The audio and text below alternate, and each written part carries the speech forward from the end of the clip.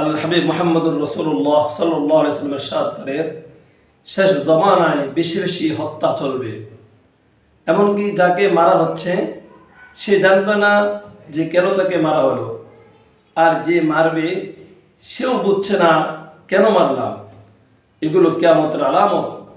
এরকম অসংখ্য আলামত রয়েছে শেষ জমানায়।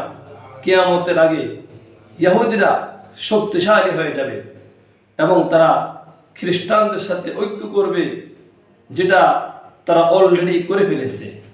তারা মুসলমানদের সাথে চুক্তিবদ্ধ থাকবে, এক পর্যায়ে তারা চুক্তি ভঙ্গ করে ফেলবে এবং 80টা পতাকা একত্রিত করে 12,000 করে সৈন্য নিয়ে মুসলমানদের উপরে আক্রমণ করবে।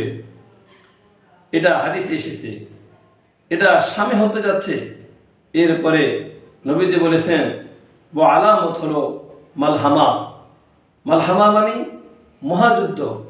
এই যুদ্ধে 100 জন থেকে 99 জন মারা যাবে।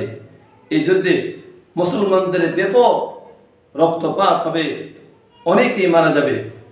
সর্বশেষ আল্লাহ পাক রব্বুল আলামিন মুসলমানদের নেতৃত্ব দেওয়ার জন্য ইমাম মাহাদিকে প্রেরণ করবেন এবং ইমাম মাহাদি জেরুজালেমকে বিজয় করবেন, আর আল্লাহ তাআলা এভাবে মুসলমানদেরকে বিজয় দান করবেন।